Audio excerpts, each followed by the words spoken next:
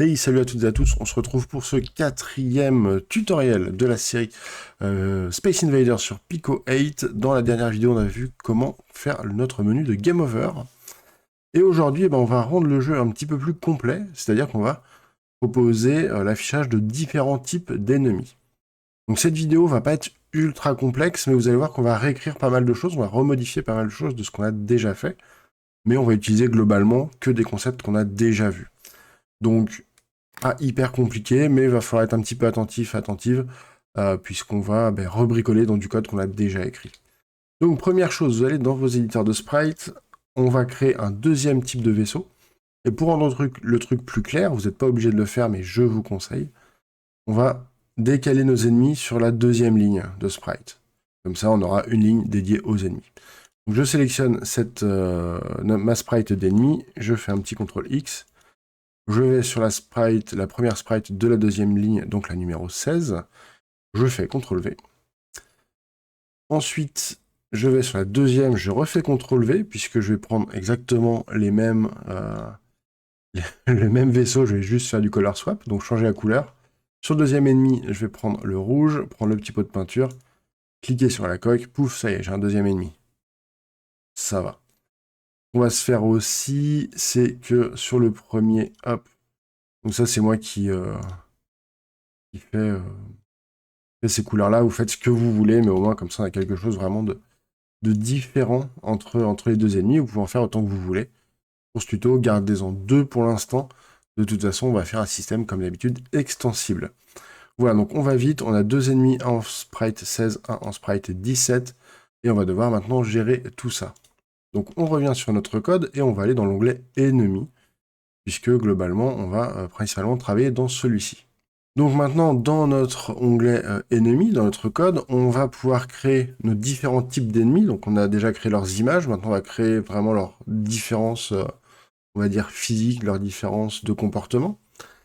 Et on va profiter de ce tuto pour introduire le prochain tuto. Et oui, on fait du foreshadowing, puisqu'on va commencer à parler aussi du système de vagues d'ennemis. C'est-à-dire qu'au lieu d'avoir des écrans qui changent à chaque fois, on va simplement afficher différentes vagues d'ennemis, avec des patterns différents, et différents types d'ennemis affichés à différents endroits, etc., etc. Donc on va directement commencer par ces deux petits concepts, sachant que le concept de vague, vous allez voir, ça va être assez simple dans cette vidéo, et un peu plus complexe, bien sûr, dans la prochaine. Donc, de quoi on va avoir besoin? On va avoir besoin déjà de différencier nos sprites. Alors, par défaut, on a nos sprites d'ennemis qui sont à 2. Alors, bien sûr, maintenant, 2 c'est vide, hein, donc on n'aura plus rien qui s'affiche. Mais on va le laisser pour l'instant, on le supprimera par la suite. Donc on va pouvoir se faire un petit commentaire, type d'ennemi, voilà, et on va mettre un blue ship, ou vaisseau bleu si vous voulez, blue ship. Et ça va être, eh bien, un tableau, donc bien sûr les tableaux ne fonctionnent pas sur la version Edu avec Vivaldi, je ne sais pas pourquoi. Hop, voilà, donc un petit CTRL-C, CTRL-V, et tout va bien. Et puis on va prendre, tac, on va aller à la ligne, on va se mettre un numéro de sprite, donc les bleus on a dit que c'était la sprite 16, et les rouges la 17. Donc blue ship sp égale 16, on sélectionne tout ça, coller sprite 17 pour les red ship. Là vous me dites ouais mais en fait on a peut-être pu gérer que les sprites, sauf qu'en réalité on va aussi gérer d'autres comportements, notamment la faculté pour certains ennemis de tirer ou pas. Donc on verra ça un petit peu plus tard dans la vidéo, mais en gros on rajoutera des paramètres dans nos différents vaisseaux, dans nos différents objets.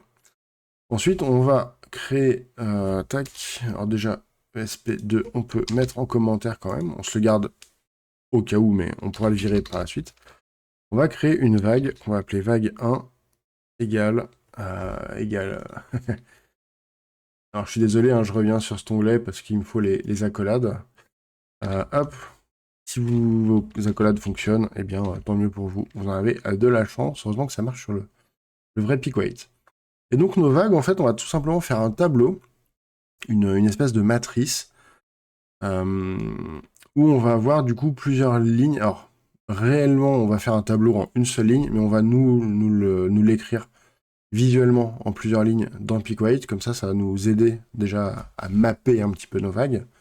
On pourrait faire aussi des matrices avec plusieurs lignes. On a vu les modulos, hein, il y a pas mal de vidéos sur notre boucle ici. On va réutiliser le modulo. Est-ce que c'est la manière la plus propre ou pas? Je suis pas sûr. On pourrait très bien imaginer refaire différents tableaux par ligne. Nous, c'est pas ce qu'on va faire. On va faire quelque chose de plus simple, je ne sais pas. Mais on va prendre l'autre option, tout simplement. Donc l'autre option, en fait, elle va être assez simple. C'est-à-dire qu'on va utiliser des chiffres. Si on écrit 0, on n'affiche pas d'ennemis. Ça nous permettra d'avoir des vagues d'ennemis aussi non pleines. Par exemple, une ligne avec un ennemi au début, un à la fin et rien au milieu. Si on affiche 1, on affichera par exemple les vaisseaux bleus. Si on écrit 2, on affichera les rouges. 3, les verts si vous faites des verts, etc. etc. Donc c'est vraiment un truc un peu basique. Moi, je vais faire sur 6 colonnes. Hop, on n'oublie pas la virgule à la fin. Donc première ligne, première ligne qu'on va afficher. Première ligne, on va afficher. Hop, on va faire 0,0,1,1,0,0,0, En gros, on pourrait tout écrire en une seule ligne, mais moi je vais le faire en plusieurs. On va mettre 2,2, 1, 1, 0, non, 2, 2. Et on va faire une troisième petite ligne. 1, 1, 1, 1, 1, 1. Et pas de virgule à la fin. Donc, globalement, si on imagine un petit peu, la toute première ligne, on n'aura que 2 vaisseaux bleus. La deuxième ligne, 2 vaisseaux rouges, 2 vaisseaux bleus, 2 vaisseaux rouges. Et la troisième ligne, que des vaisseaux bleus. Ok, maintenant, une fois qu'on a ça, eh ben, on va aller modifier notre code créer ennemi. Alors d'ailleurs, celui-là, on l'enlèvera prochainement. Puisque pour créer un ennemi, maintenant, ben, on va directement intégrer le système de vagues. Donc, ici, je vais rajouter un paramètre créer ennemi V. Ça va être le nom de ma vague qu'on va lancer. Et donc, lorsque j'appelle la première création, je vais faire vague 1, puisque je l'ai appelé ici vague 1. Pour l'instant, on transmet juste le paramètre dans la fonction créer ennemi, on n'utilise pas encore ce paramètre. Et tant qu'on y est, on va aller sur le menu, on a bouton rond pressé, créer ennemi, et bien même chose, on va mettre vague 1, il faudra penser à le modifier par la suite. On revient sur les ennemis, et maintenant, eh bien, on va modifier tout simplement la création de nos ennemis. Cette boucle, elle est plus trop intéressante, puisqu'on a déjà défini le nombre d'ennemis, le nombre de lignes, pardon. C'est tout simplement écrit directement ici, en fait. Donc, tout ça, on n'a plus besoin. Ce que je vous invite à faire, on va aller à la ligne. Hop, on va se faire une ligne de commentaires. On va recopier un petit peu ce qu'on a là. Mais il faudra supprimer cette deuxième partie, sinon ça va vous poser quelques problèmes. Donc, création des ennemis, on va sur une petite boucle for avec un index qui commence à 1. On est sur Pikwait, on est en Lua. Et qui va aller au maximum à la taille de la vague. Donc, c'est-à-dire qu'on va compter le nombre de valeurs que j'ai dans la vague et on va faire une boucle là-dessus. Donc, pour compter le nombre d'éléments d'un tableau, c'est count. Et là, on va prendre V, puisque c'est le paramètre qu'on reçoit de l'appel de la fonction. Donc, de I de 1 au nombre maximum d'éléments du tableau vague, eh bien, on va se faire... non, d'ailleurs, c'est pas zen, pardon, c'est do. C'est do, oui, je me suis... Oh là là là là là là, ouais, j'ai refait du Unreal, ça y est, je suis perdu. Donc, on va boucler dans notre tableau, et on va tester... Première chose, si I modulo 6 est égal à 1, ou 0 d'ailleurs, on va retester 0. Hop. Donc pour passer à la ligne, on garde notre système EX, EY. Donc on va faire EY plus égale 16. Donc on passe à la ligne et EX est égal à 0. Puisque ici, EX, on va le passer à 0, ça va nous permettre de réaligner notre nos éléments, enfin nos ennemis au centre de l'écran. Donc, si on arrive au bout à 6 éléments, alors on va passer à la ligne. Exactement comme ce qu'on faisait avant. Ensuite, la différence, donc en fait, c'est exactement ce qu'on faisait là. C'est la même chose, sauf qu'on n'utilise pas les mêmes valeurs. Là, on va rester sur des lignes de 6 maximum. Ça, vous avez le droit de mettre autre chose aussi. Vous pouvez les mettre sous forme de variable et tout. C'est vous qui voyez. Moi, je vais rester sur des lignes de 6 éléments. Je trouve que c'était assez cohérent vu la taille de l'écran Pico8.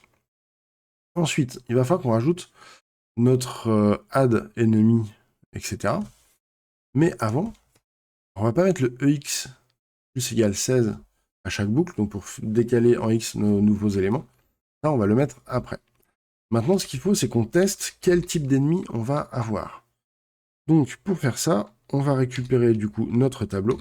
Décidément, j'ai des soucis avec Vivaldi sur les signes particuliers. Donc, V entre crochets de I, donc l'élément dans lequel on est en train de boucler, enfin, l'élément de la vague sur lequel on est, donc par exemple 0 ou 1 ou 2 ou 0 ou etc. Si cet élément c'est 1, alors on va faire quelque chose.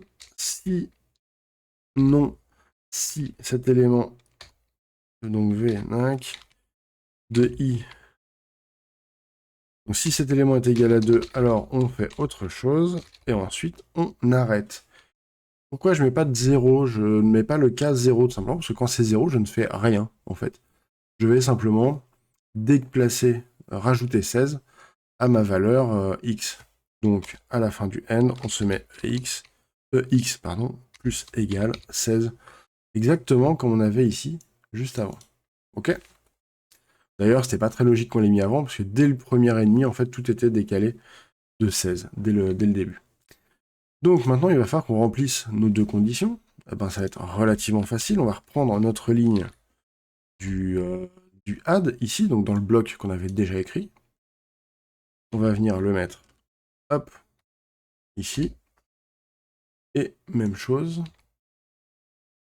tac, en dessous. Et là, vous me dites, ben, pourquoi? Pourquoi tout ça?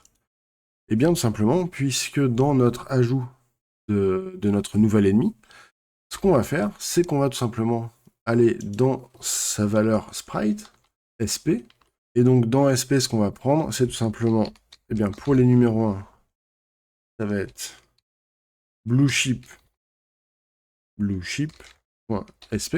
On prend le numéro de sprite du blueship. Et pour le numéro 2, donc la ligne d'en dessous, ça va être redship.sp. On récupère le numéro de sprite qu'on a enregistré, hop, je reviens sur le tableau, qu'on a enregistré ici. Voilà. Relativement simple. Maintenant, on va supprimer ce bloc-là. N'hésitez pas à faire des sauvegardes. Et on va lancer. Et donc ça fonctionne, mais déjà, tout le monde tire. Et on a des petits décalages un peu bizarres sur la création de nos ennemis. Et donc, si on a ce comportement un petit peu étrange sur nos ennemis, c'est deux choses. Déjà, la première, c'est qu'ici, tout à l'heure, vous vous souvenez, j'ai hésité un petit peu à mettre 1 directement. En fait, puisqu'on commence à compter dans notre tableau à 1 et non pas à 0 comme dans la plupart des tableaux en programmation, sur l'UA et Pico8, on commence à compter à 1 pour que ce soit un peu plus facile à comprendre pour des néophytes. Et bien, tout simplement, mon modulo, il faut que je teste s'il n'est pas à 0, mais s'il est égal à 1. S'il est égal à 1, du coup, on va relancer. Et là, ça y est, j'ai bien mon bon pattern. Alors, hop, on va essayer de dégager. On a bien le pattern, donc 2 espaces vides, 2 ennemis bleus, 2 espaces vides, 2 rouges, 2 bleus, 2 rouges, 6 bleus. Ok? Donc, jusqu'ici, tout va bien. Et maintenant, il va falloir qu'on les décale, bien sûr, vers le centre. Donc là, on peut remettre... on va peut-être les redécaler à 16. Tac. Donc EX, je le remets à 16. Hop. On est à peu près centré. On va mettre à 18. Et d'ailleurs, tout ça, vous pourriez mettre une valeur de base dans l'initialisation du jeu. Ok, à 18, on est bien. on est centré. Hop. Donc voilà pour cet affichage des différents ennemis. Maintenant, on va passer eh bien, au comportement. Est-ce qu'ils peuvent tirer ou pas? On va faire tirer que les ennemis rouges. Et donc, pour définir qui a le droit de tirer ou pas, eh ben, on va revenir dans nos ennemis, Blue Ship et Red Ship, et on va se rajouter une petite valeur S. Ça va être en gros un booléen, mais au lieu d'écrire true or false, on va écrire tout simplement 0 ou 1, enfin 1 ou 0, pour savoir s'il tire, et je vais dire tout simplement, je vais l'appeler S, pour savoir si il shoot ou pas. Pour y mettre tir, etc. On essaie d'écrire au plus light sur Pico8, toujours, sachant que ce S-là ne correspond pas à d'autres S qui sont à l'extérieur des ennemis. C'est vrai que j'ai pas trop insisté là-dessus, mais en fait, le nom de cette variable S, c'est blueship.s. C'est pas S tout court. C'est S à l'intérieur de blueship. Donc, les blueship, ils ne peuvent pas tirer, donc on met à 0. Et les redship, eux, ils peuvent tirer, on met S à 1. Ok? Jusqu'ici, tout va bien. Ça, c'est des choses qu'on a déjà vues et revues. Donc, normalement, ça ne devrait pas poser de problème. Tiens, on peut en profiter tant qu'on est là. Hop, nombre d'ennemis 12, nombre de lignes 2. Eh ben, on met en commentaire, puis on va continuer à tester, et puis si ça fonctionne comme ça, on supprimera après. Tout simplement, puisque tout ça, on n'a plus besoin. Ce sont nos vagues, maintenant, qui vont modifier le nombre de lignes. Et le nombre d'ennemis, c'est directement les vagues qui le gèrent. Donc là, on était à 12, maintenant on est à 18 ennemis. Enfin, 18. Pas 18, puisqu'il y en a 4 en moins, donc 14. Bref, donc, mes ennemis ne peuvent pas tirer ou peuvent tirer. On va revenir sur ajouter sur la création des ennemis. Et là, vous allez vite comprendre que si vous avez par exemple 30 types d'ennemis différents, il va falloir faire ça 30 fois. Donc vous aurez ce add 30 fois à modifier. L'intérêt, ça serait éventuellement de convertir tout ça en fonction. Je vous laisserai le faire. Normalement, vous savez faire avec tout ce qu'on a déjà vu. Je vais vous laisser le faire. Si vraiment vous galérez, vous me le dites en commentaire. Pour créer tout simplement une fonction plus lisible et plus scalable, comme on dit. Donc qui soit adaptable, peu importe le nombre d'ennemis. Là, on en a que 2, donc enfin le type d'ennemi. Donc on en a que 2, là ça va. Mais si vous en avez 15, 20, 30, 70, ça va être compliqué de rien oublier. Donc nous, on vient sur la première ligne, sur nos blue chips. On va aller tout à la fin, et après le T, donc le timer du tir, on se rajoute une petite virgule. Et ça va être S égale, donc S pour shoot. Enfin, on a même pu l'appeler CS pour can shoot, par exemple. Peut tirer. Je vais simplement l'appeler shoot. Et ça va être blueship.s. Je vais sur la ligne d'en dessous, donc pour les red ship, on va mettre S égale red ship.s. Et donc on rajoute cette valeur-là dans ma ligne de tableau pour chaque ennemi. Côté ennemi, c'est tout ce que j'ai à faire. Maintenant, on va juste aller tester lors des tirs, donc dans l'onglet tir. On va aller voir notre gestionnaire de tir. Voilà. Ici, on a l'option de tirer. Donc déjà de décompter le timer, enfin d'incrémenter le timer de tous les ennemis. Puis de tirer en fonction du timer, etc. On a vu ça précédemment, bien sûr. Sauf que tout ça, en fait, on va pas le faire tout le temps. On va juste le faire si l'ennemi en question peut tirer. Donc on va aller à la fin du for all enemies do un petit if e.s, puisque je vous rappelle à chaque tuto, c'est un peu long, mais comme ça au moins je suis sûr que ça rentre. Donc E, c'est l'ennemi qu'on est en train d'analyser, c'est la ligne dans le tableau ennemi qu'on est en train d'analyser, et donc le S, c'est sa valeur de savoir s'il peut tirer ou pas. Donc si ES est égal à 1, donc double égal, je le rappelle, donc c'est-à-dire que s'il peut tirer, d'ailleurs c'est pas do, c'est zen, et bien hop, on prend tout ce bloc-là, on l'incrémente, on va à la ligne, et on se remet un petit end.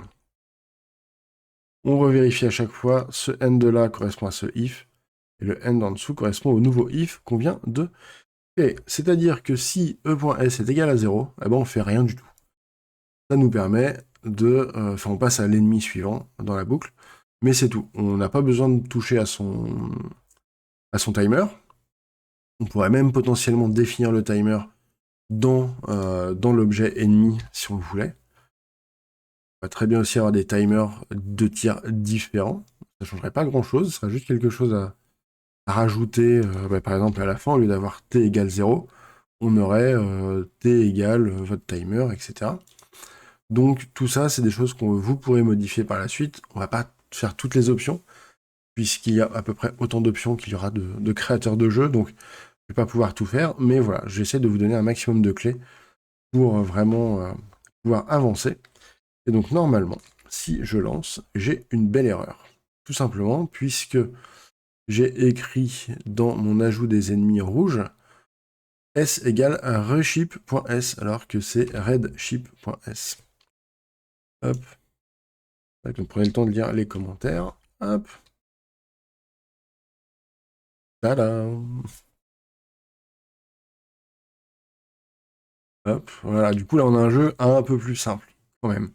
D'ailleurs je me rends compte que le Y est vachement haut. Hein. Y. Tac, tac, tac. Y, on va le mettre à 4. Hop, c'est remonté un peu, sachant qu'on a ici l'ajout de la ligne. Alors ça, effectivement, on pourrait le mettre à la fin. Hop, je modifie du coup un petit peu en direct. Pour que ça redécale tout. Donc on va pas remodifier en direct. Vous pouvez tricher en mettant un petit -4 par exemple. Voilà, pour remonter. En fait, c'est qu'il faudrait modifier le Y après la boucle, mais remodifier toutes nos valeurs de par départ. Je ferai peut-être une vidéo polishing, notamment pour ça, pour passer tout ça sous forme de fonction. Dites-moi dans les commentaires si ça vous intéresse. Mais là, je vous laisserai bricoler un petit peu avec les différentes valeurs. Ok, bah écoutez, on a un truc qui fonctionne. Tiens, on va s'amuser un peu. Je vais revenir dans ma vague 1. Je vais mettre sur la première ligne, hop, 2 ennemis rouges de chaque côté. Et 2 ennemis comme ça au centre. Et voilà. On a un truc... c'est chaud. Et là, normalement... Bah, si ça refonctionne. Si, non, j'allais dire une grosse dingue. Mais non, c'est normal que ça fonctionne. Ok, et voilà. Du coup, on a un jeu qui commence à être un petit peu plus intéressant, un petit peu plus modulable. Dans la prochaine vidéo, eh bien, on verra comment faire en sorte d'avoir différentes vagues avec différents patterns qui vont pouvoir s'enchaîner, qu'on aura vidé une vague juste avant. Et puis voilà, j'espère que ça vous aura plu. Comme d'hab, le commentaire, le pouce bleu, l'abonnement, la cloche si ce n'est pas déjà fait, si vous voulez rien louper des futurs tutos Pico8, Unreal et GDevelop qui arriveront dans quelques semaines. Nous on se retrouve bientôt pour d'autres tutos et à la prochaine. Amusez-vous bien. Salut.